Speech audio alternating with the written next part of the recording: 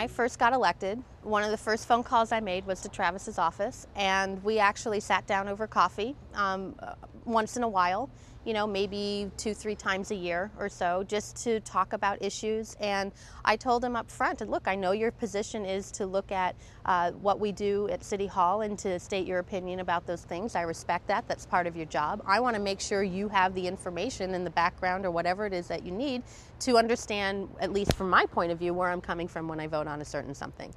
And for about the first 2 years or maybe even more, that was fine. I mean, there were certain editorials I didn't like, maybe I didn't like the tone of it, but really it wasn't until the whole implosion of July 2006 where the total tone in terms of City Hall and the vitriol behind it really heightened up. There have been some terrible tragedies in the city in terms of teens getting killed from gang violence, and the city has for 9 months plus been working with all these different stakeholders around it, that issue.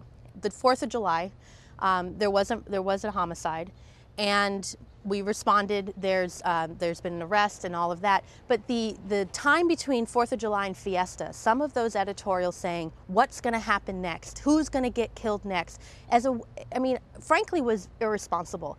It was a way I saw as trying to, incite something that's not there again. The paper, I think, has a duty and a responsibility in the community to try to bring people together, to try to figure out what are the complex issues and what can we do together to solve them.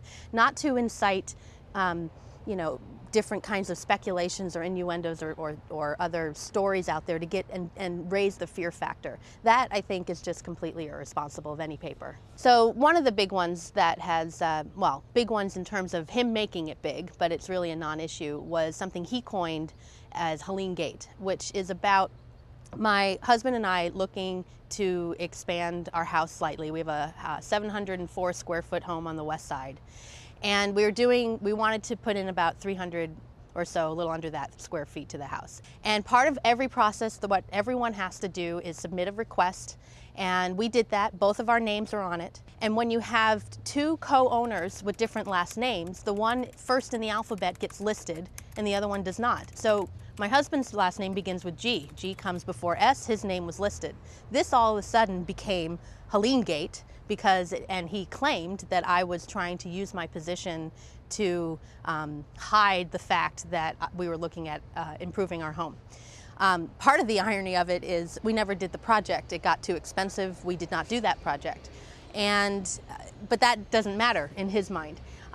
Had he talked to Paul Casey or the community development director or anyone in the department about what the process was, he would have found that this was exactly what everyone goes for. That in fact, had I asked to put my name on it, I would have been asking for favors. What I would ask the readers and anyone else who's caring about what's going on to do is when they do see these things that seem very slanted or is very heavy-handed one way or another, is to ask the question or go to the person that they are talking about and ask them, well, is this accurate? Is this right? Because there have been just too many examples where that hasn't been the case, where there's just been so much added information or lack of information or innuendo or speculation or that I hope readers look at it and with a grain of salt and say, is this really the full story? And if it's not, especially for public officials, I'm at City Hall. Anyone can contact me anytime. Be happy to talk to them.